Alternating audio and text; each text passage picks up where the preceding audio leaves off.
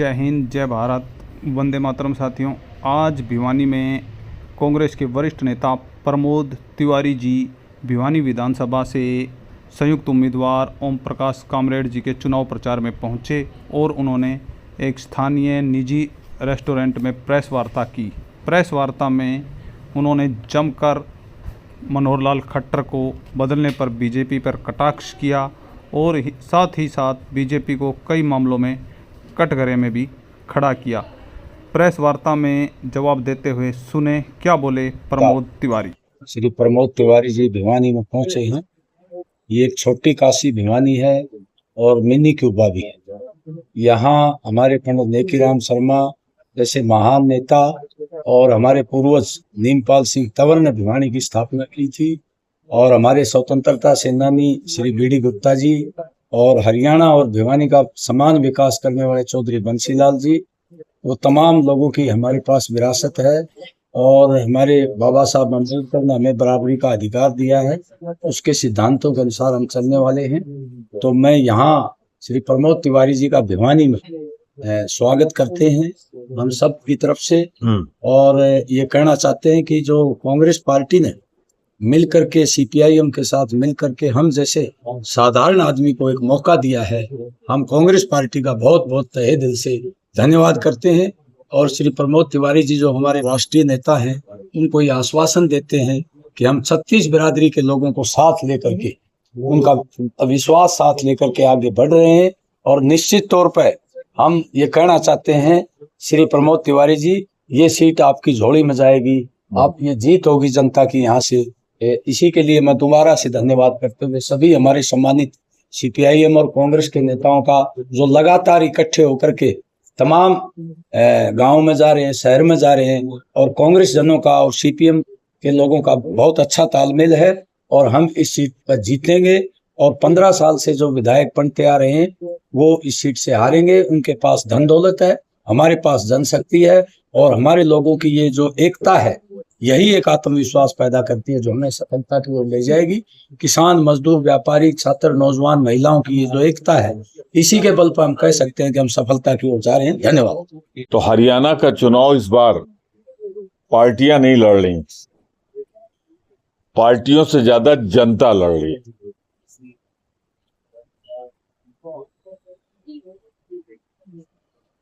और जनता ने मन बना लिया है कि 10 साल जिन लोगों ने हरियाणा को तबाह बर्बाद किया है, उस भाजपा पार्टी को हटाएंगे और कांग्रेस और इंडिया गठबंधन को 2/3 से ज्यादा बहुमत से लेके आएंगे। 2/3 बहुमत से ज्यादा इसलिए मैं कह रहा हूं कि अमित शाह की जरूरत ना पड़े चुनाव के बाद। तो सारे ग्रहों से मुक्ति देते हुए एक निर्णायक बहुमत जनता ने देने का मन बनाया है। पर आज साहब एक कष्ट हुआ और उसी के साथ एक सवाल भी। आज सुबह से चल रहा है, आप लोगों ने चैनल्स पे देखा होगा, मुझे थोड़ी देर भी हुई रिएक्ट करना पड़ा एक पार्टी की तरफ से। मनोहर लाल जी का एक बयान आया है जो लगभग 9.5 साल बर्बाद करके गए हैं, मुख्यमंत्री थे और शायद इसीलिए उनको बदल दिया। पता नहीं कौन सी नाराजगी उनको किसानों से है और कौन सा स्वरूप उन्होंने किसानों को देखा है। वो जाड़े में काम करने वाला किसान उनसे कभी नहीं मिला, गर्मी की धूप में काम करने वाला किसान नहीं मिला।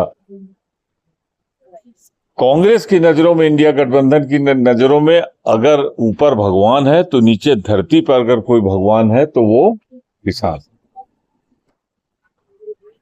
वो हमारा अन्नदाता है। आज उन्होंने कहा है, जवाब देते हुए किसी पत्रकार बंधु ने पूछ लिया कि साहब 750 किसान दिल्ली बॉर्डर पे शहीद हुए,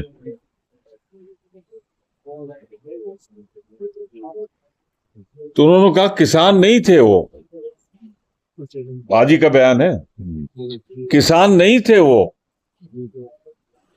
वो तो आक्रमणकर्ता थे जो दिल्ली की तरफ ट्रैक्टरों में बढ़ रहे थे। अरे किसान ट्रैक्टर में नहीं चलेगा, क्या BMW में चलेगा?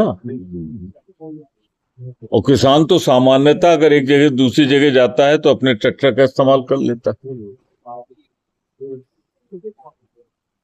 उनका किसानों से कोई लेना देना नहीं था। यानी एक साल जो किसानों का धरना प्रदर्शन चला, वो हरियाणा के किसान नहीं थे, वो आक्रमणकर्ता थे, आतंकवादी गतिविधियां कर रहे थे। शायद वो जो भाजपा के दामन पे 750 किसानों के शहादत के खून के छींटे हैं, उसका एक बहुत ही बदनुमा और भोंडा जवाब दिया उन्होंने। कायदे से तो उन्हें माफी मांगनी चाहिए थी कि किसानों के साथ जो अन्याय हुआ है, मैं उसके लिए मैं भी उसमें शरीक था, तो मैं माफी मांग। माफी की जगह उन्होंने किसान को ही आक्रमणकारी कह दिया। मैं इसकी निंदा करता हूं, भर्त्सना करता हूं। 3 काले कानून अगर किसान आक्रमणकारी थे तो क्यों वापस लेने पड़े? गलत थे तभी तो वापस लिए आपने। जन का दबाव था कि मोदी को पहली बार, अब तो आदत पड़ गई उनकी यू टर्न लेने की, बैकआउट होने की, वो पहला था जहां पे किसानों की शक्ति के आगे उनको झुकना पड़ा।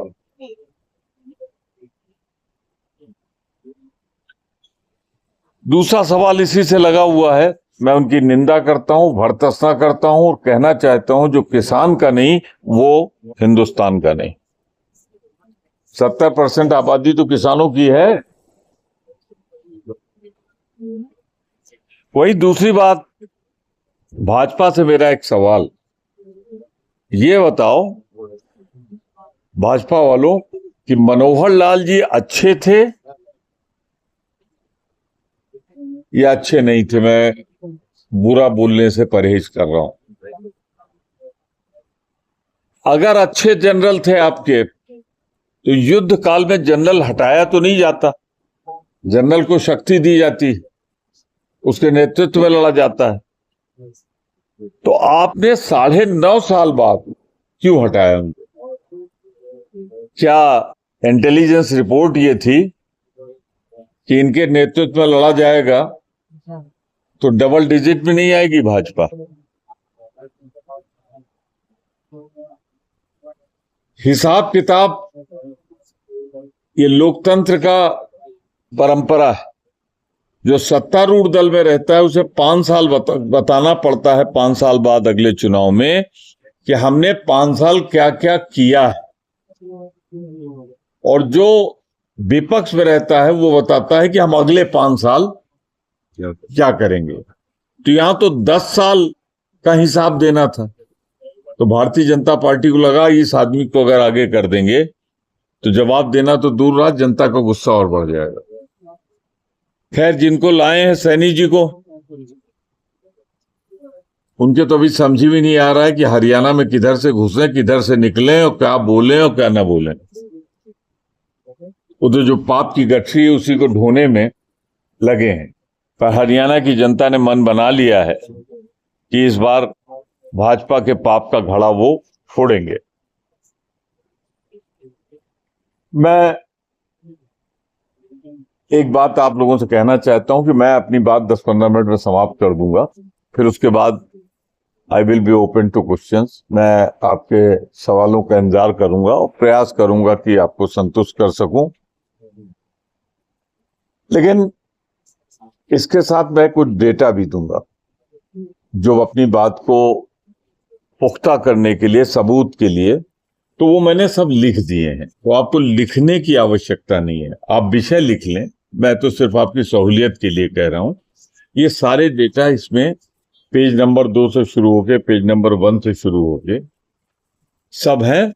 तो मुझे अगर आप सुन लें तो वही पर्याप्त है। बाकी सब इसमें लिखा हुआ है, मैं वही बोल रहा हूं जो इसमें लिखा हुआ।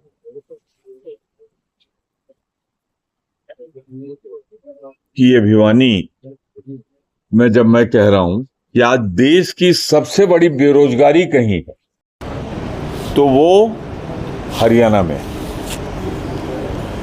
यहां की जो CMI की रिपोर्ट है, यहाँ बेरोजगारी की दर है 37.4%। और ये ऑर्गेनाइजेशन की रिपोर्ट मैं दे रहा हूँ, कोई मैं कांग्रेस पार्टी की रिपोर्ट नहीं दे रहा हूँ, नाम उसमें लिखा है CMI।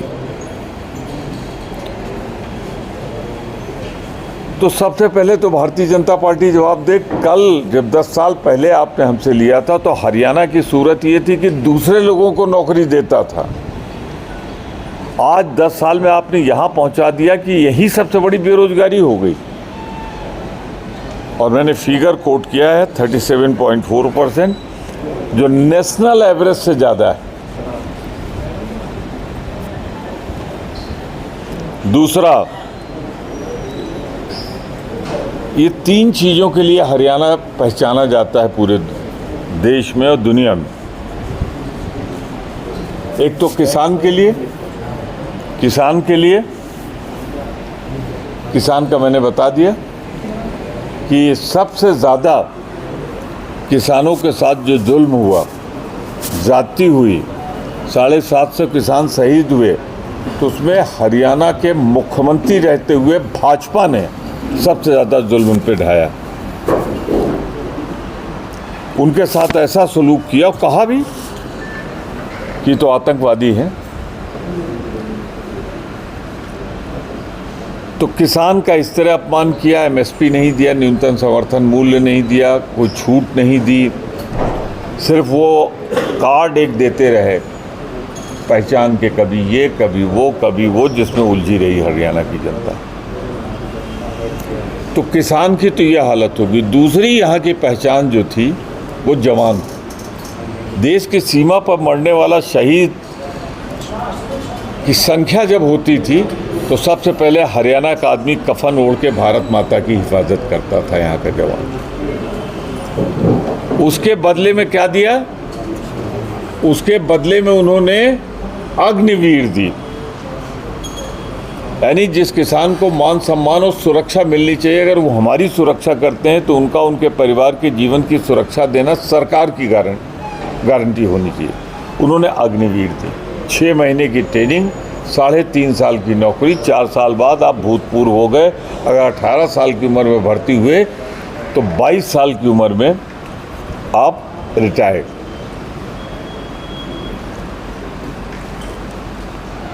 एक भ्रामक बात कहते हैं कि जो इसमें से रिटायर होंगे हम उनको नौकरी देंगे। उसका जियो क्या है मालूम है आपको? सबको ये लगता है 25%।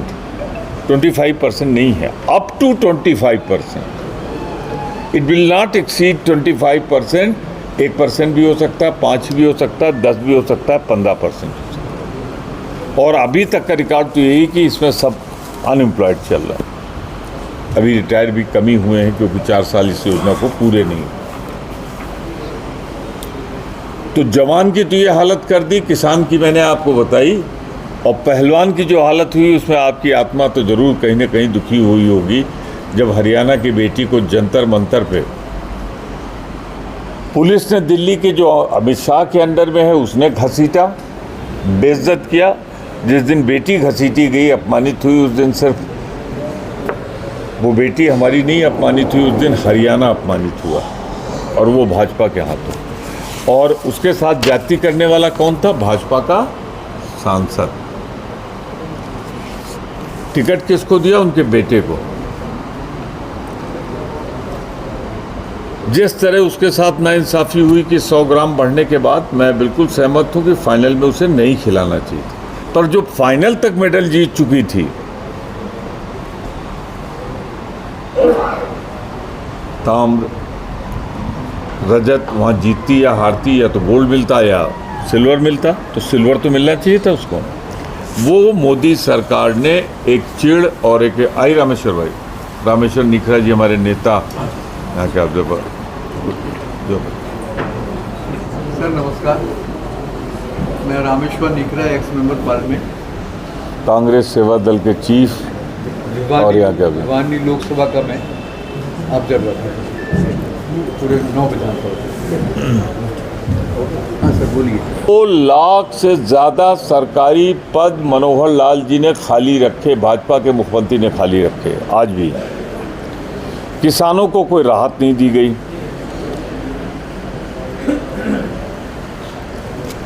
यहाँ का किसान सबसे ज़्यादा कर्ज के बोझ से दबा है। मैंने डेटा दे दिया, लिखने की ज़रूरत नहीं। आज देश में चौथे स्थान पर है औसत बकाया, एवरेज जो होता है ऋण के मामले में। 2013 से 2019 के बीच किसानों की औसत बकाया 2 गुना से ज़्यादा बढ़ गया। 977 खेतिहर मजदूरों ने आत्महत्या की। ये तो मैंने कुछ ग्लेयरिंग पॉइंट बताए हैं 2 साल की डबल इंजन की सरकार की 10 साल का। और एक चीज़ जो मैं कहूँगा शॉकिंग है, उस दुकान में ज़्यादा सामान लगाया जाता है जिसकी बिक्री ज़्यादा होती है। हरियाणा सरप्लस स्टेट है अनाज के मामले में, यहाँ का किसान करता है। तो आप जान के ताजुब करेंगे, इसमें जो गवर्नमेंट का इनपुट लगता है उसमें चौथे स्थान पर। सबसे ज़्यादा देश में कंट्रीब्यूशन हरियाणा दे और गवर्नमेंट का सपोर्ट में चौथे नंबर पर। पीएम किसान योजना, फसल बीमा योजना की जो हालत है आप दर्ज, और किसान को 250 FIR दर्ज है साहब, 250, और उसमें ऐसे ऐसे धाराएं हैं कि शर्म से सर झुक जाता है। सबसे ज़्यादा मैंने कहा कि बकाया धनराशि का एवरेज किसानों पे यहीं से 2013 में 42.3% किस परिवार कर्ज के तले थे, अब 47.5% हो गया। बकाया 79,000 से बढ़ के 1,82,000 हो गया।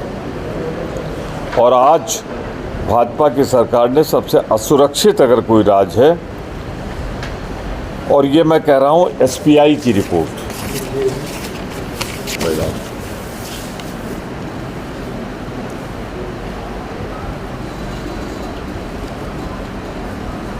NCRB की रिपोर्ट आप देखें, जो इनके खुद की भारत सरकार की नेशनल क्राइम रिपोर्ट ब्यूरो, तो यहाँ प्रदेश में 1 साल के भीतर 1020 हत्याएं, यानी मिनिमम अगर देखें तो 3 से 4 के बीच में हत्याएं हो रही। 1786 रेप की वारदात, यानी 4 से 5 रेप एवरेज है।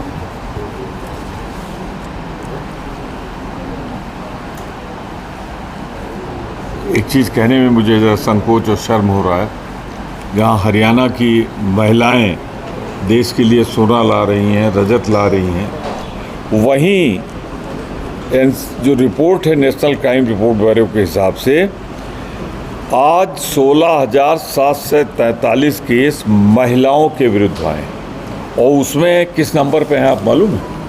पहले नंबर। ऑफेंस अगेंस्ट द वुमेन्स में पहले नंबर पे। और एक आंकड़ा और बहुत डराता है, भगवान रक्षा करे हमारे देश के बच्चों की। साल भर के भीतर 6,138 केस सामने आए, यानी हर रोज 17 केस बच्चों के खिलाफ क्राइम। NCRB कहता है कि 2022 के अनुसार पॉक्सो एक्ट, यानी नाबालिग बच्चियों के साथ 12 से 32 बच्चियों के साथ सोशल घटनाएं हुई। और एक बहुत ही खतरनाक, शर्मनाक हो रही है, ह्यूमन ट्रैफिकिंग।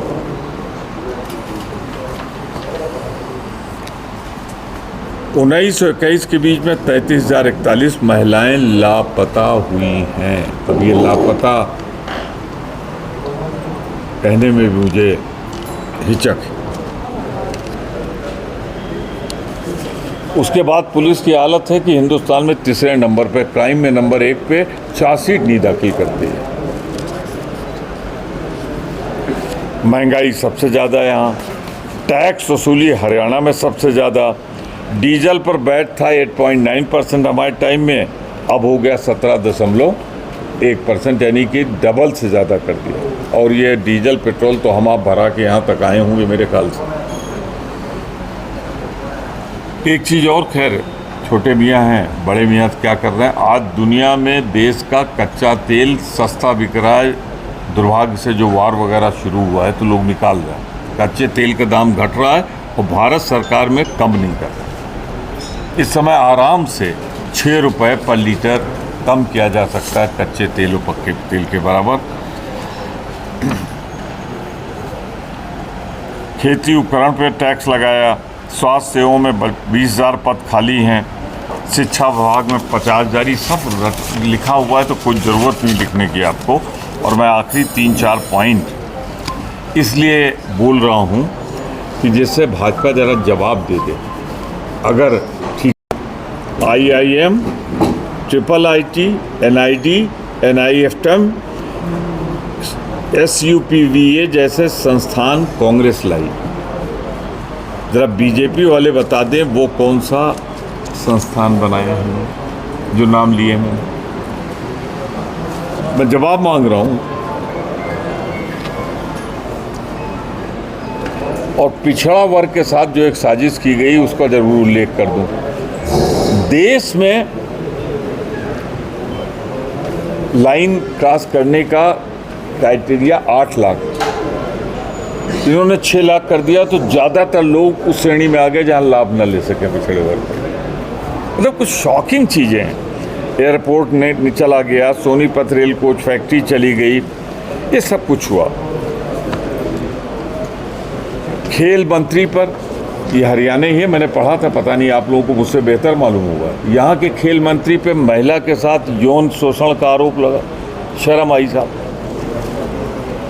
3% खेल कोटा ख़त्म हुआ। और मैं ख़त्म कर रहा हूँ इस बात को कह के, 10 साल में हजारों करोड़ के 50 से ज़्यादा बड़े घोटाले हुए। मेडिकल कॉलेज 9,000 बेरोजगारी भत्ता कच्चे कर्मचारियों को पक्का कराने से आज तक पूरे नहीं हुए जिनको करके आए थे। एक ज़माने में हरियाणा देश की सबसे अच्छी व्यवस्था माना जाता था, आज खराब अर्थव्यवस्था का जिक्र होता है हरियाणा भाजपा की वजह से।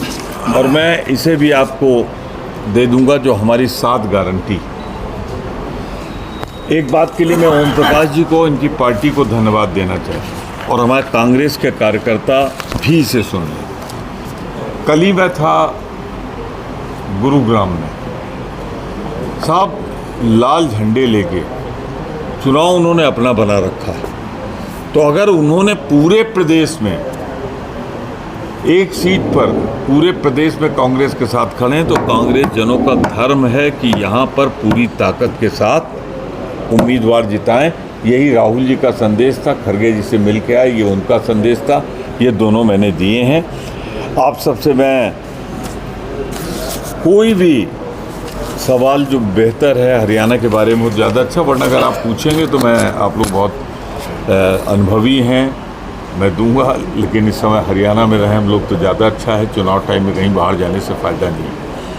फिर भी मैं वेलकम करूंगा। I invite questions from you. सत्ता से राजनीति हो रही है, उसको लेकर के क्या स्पष्टीकरण देगी कांग्रेस? शैलजा जी ने कहा इन रगों में खून कांग्रेस का था, इन रगों में कांग्रेस का खून है, और मैं अपने पिता की तरह कांग्रेस के तिरंगे में लिपट कर जाऊंगी। और ये जो सवाल आप पूछ रहे हैं, अगर 5 दिन पहले पूछते तो रेलेवेंट था, आज तो इतनी समाप्ति हो चुका है। एक मंच पे दोनों लोग चुनाव प्रचार कर रहे हैं। शैलजा जी से मेरी खुद फ़ोन पे बात हुई, वो बढ़ चढ़ के प्रचार कर रही हैं। तो अब तो मेरे ख्याल से ये सवाल अगर हम 5 दिन पहले आते, आप पूछते, तो थोड़ा मुझे जवाब देने में असुविधा होती, वरना तो फिर जो बोल रही है उसके बाद ये सवाल बनता नहीं। एक साहब, शैलजा जी की बात है, मैं कह दूँ, मैंने अभी जिक्र किया मनोहर लाल जी का, और कंगना रनावत जी MP, अति प्रिय करीबी मोदी जी की। करीबी कहा है मैंने, और कुछ नहीं कहा। कि उनको जब वो एक्ट्रेस थी तो पद्मश्री दिया। पद्मश्री ऐसे किसी को नहीं दिया था, पद्म पुरस्कार होता है। उन्होंने किसानों के लिए कहा ये तीनों कानून वापस आने चाहिए, आप स्वीकार कर लो इसको। उनका बयान। अब बोल तो गई, पर डायलॉग उनकी डिलीवरी थी। स्क्रीन जो लिखा जाता है वो बनाया था मोदी जी की आत्मा ने और अमित शाह किया। उनके दिल की आवाज़ थी जो जुबान पे आ गई कंगना रनौत जी की। तो किसानों के बारे में क्या भाजपा का भविष्य है या क्या करने जा रही है कि तीनों काले कानून वापस लाना चाहती है। किसी भी हालत में भाजपा को हमें सत्ता में नहीं आने देना है, वरना फिर वही धरना प्रदर्शन और किसानों का खेती तो किसान की होगी ना, नाम लिखी होगी अडानी की, हम उसमें मजदूर बन के रह जाएंगे।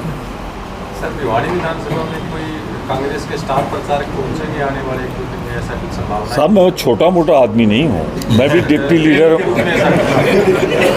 मैं आपको बता दूँ, मैं डिप्टी लीडर हूँ, पार्टी का वर्किंग कमेटी का मेंबर हूँ। और मैंने आपसे अर्ज किया, प्रार्थना किया कि मुझे खरगे साहब ने भेजा है, उन्होंने भेजा है और मैं आज यहाँ प्रचार करने के लिए आया हूँ। तो मुझे भी मान लीजिए साहब थोड़ा सा। 11 के 11 चुनाव जीते हैं, एक भी चुनाव नहीं आ रहा है। साहब मैं तो बताऊँ, यहाँ चुनाव अगर जीतेंगे तो मेरी वजह से नहीं, कांग्रेस कार्यकर्ता और इंडिया गठबंधन की मेहनत की वजह से। और इस आदमी का कर्म ऐसा है, जीवन भर जो संघर्ष करता रहा है ओम प्रकाश जी, संघर्ष का अगर दूसरा नाम कोई है तो कॉमरेड ओम प्रकाश। तो इस समय भिवानी को ज़रूरत है एक ऐसे बेटे की जो उनके सुख दुख में खड़ा रहे। सर पूरा हरियाणा में घूम रहे हो, कितनी सीटें आने की उम्मीद है भाजपा कांग्रेस के बाद? भाजपा में सरकार बनाने कह रही है, आप भी कह रहे हैं, तो कितनी सीटें आप बता रहे हैं? साहब मैंने कहा ये चुनाव इंडिया गठबंधन तो लड़ ही रहा है, उसके कार्यकर्ता लड़ रहे हैं, उनसे ज़्यादा हरियाणा की जनता लड़ रही है। और हरियाणा की जनता जब चुनाव लड़ रही हो तो गिनती बता पाना बड़ा मुश्किल होगा।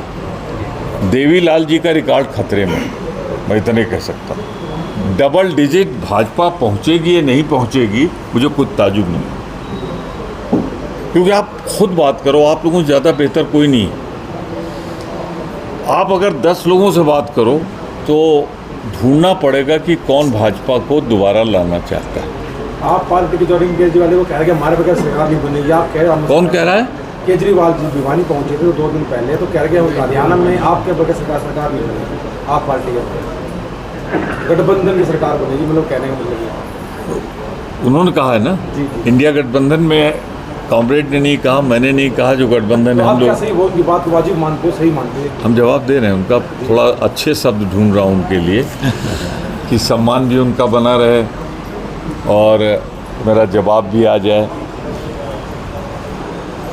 मैं सिर्फ इतना कहना चाहता हूँ कि इस समय हरियाणा में सिर्फ 2 मोर्चे, 2 फ्रंट रनर, एक कांग्रेस और दूसरी भाजपा।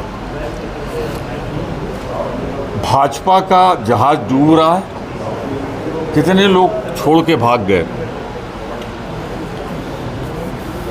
और कांग्रेस आ रही। हमें उनकी शुभकामनाओं की जरूरत पड़ेगी, सीट की नहीं। शुभकामना रहे उनकी।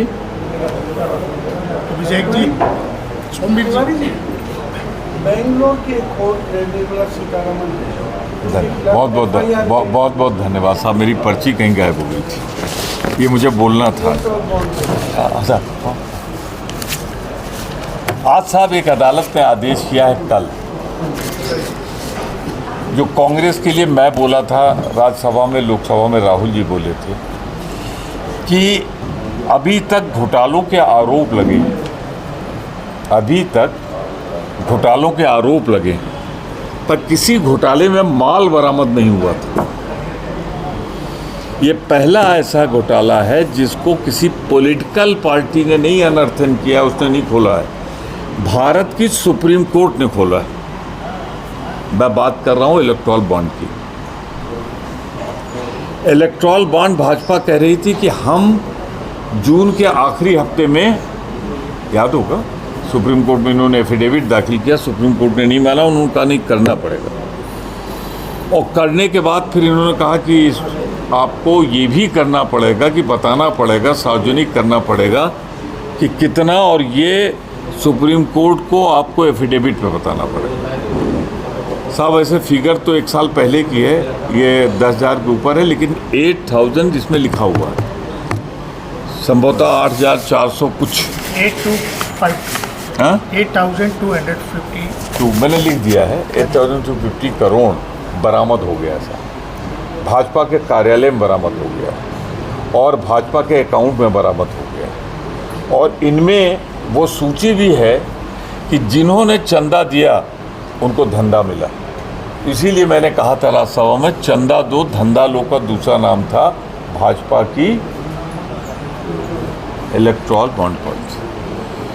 प्राइमा फेसाई कोर्ट ने इस काबिल पाया कि इसमें अपराध बनता है। मैं सिर्फ अपराध कह रहा हूँ, बनता है प्राइमा फेसाई, मैंने किसी को अपराधी नहीं कहा, अपराध बनता है। उन्होंने भारत के वित्त मंत्री के खिलाफ FIR ली। ये साहब news of the day. Abhishek ji, Narendra जी, भाई साहब, अरे यार एक एक सवाल तो पूछो। हाँ डिमांड करते हैं उनके हाँ इस्तीफे की डिमांड करते हैं जी इस्तीफे की डिमांड करते हैं, क्योंकि जो आपके मुख्यमंत्री है कर्नाटका के, उन्होंने सिद्धरामैया जी ने कहा भी इस्तीफा दे देना चाहिए। खरगे जी ने जो कहा, मैं वो लीडर है, मैं डिप्टी हूँ, मैं कैसे अलग हो सकता हूँ। लेकिन खरगे की बात का समर्थन करते हुए मैं एक बात और आगे बढ़ता हूँ। अब तो शर्म करो मोदी जी, अब तो शर्म करो। इतना ही कह रहा हूँ, अब तो शर्म करो मोदी जी। माल भी बरामद, अदालत में FIR भी अदालत में। अब तो शर्म करो। बात निर्मला से बढ़ा के वहाँ करूँ, वित्त मंत्री तू नहीं किए हैं, और सर्वाधिक शासनकाल या सर्वाधिक कार्यकाल वित्त मंत्री की है। और शायद वित्त मंत्री की यही योग्यता है कि उन्होंने बना रखा है। लाते जाओ। अग्निवीर के विषय में क्या कहेंगे? अगर हरियाणा जिस दिन हम सरकार बना लेंगे, केंद्र में हटा सकेंगे, पहला ऑर्डर 24 घंटे के अंदर होगा। अग्निवीर योजना समाप्त करेंगे, किसानों का कर्जा माफ़ करेंगे, न्यूनतम समर्थन मूल्य जारी करेंगे। अग्निवीर का हमारा वादा है, और आपने देखा होगा राहुल जी हर जगह इस बात को कह रहे हैं। हरियाणा में सरकार बनने के बाद अग्निवीरों के लिए क्या कदम उठाओगे? आप मुझे एक चीज़ बताएं, अग्निवीर तो केंद्र की योजना है ना, तो हरियाणा सरकार में हम उनको सुविधा देंगे, और ज़्यादा से ज़्यादा जब तक नहीं हटा सकते उनको सुविधाएं दें, गारंटी दें। ये तो हम करेंगे, नौकरियों में उनको समाहित करें। लेकिन जिस दिन हमारे हाथ में ये ताकत आएगी, हम अग्निवीर योजना समाप्त करके पहले जैसे फौज में भर्ती होती थी वैसे करेंगे, और वही सुविधाएँ देंगे। वो मतलब जब सैनिक ही हो जाएगा तो। 2 राज्यों में आम आदमी पार्टी की सरकार है, पंजाब और दिल्ली में। वहाँ पर अग्निवीर को राज्य सरकार शहीद का दर्जा देती है। बाकी जहाँ पर भारतीय जनता पार्टी या कांग्रेस की सरकार है, वहाँ पे अग्निवीरों को शहीद का दर्जा नहीं मिलता। एक राज्य बताइए जहाँ हमने नहीं दिया, और अग्निवीर कोई शहीद हुआ हो। अभी शहीद जो हुए हैं उनकी गिनती गिन लीजिए।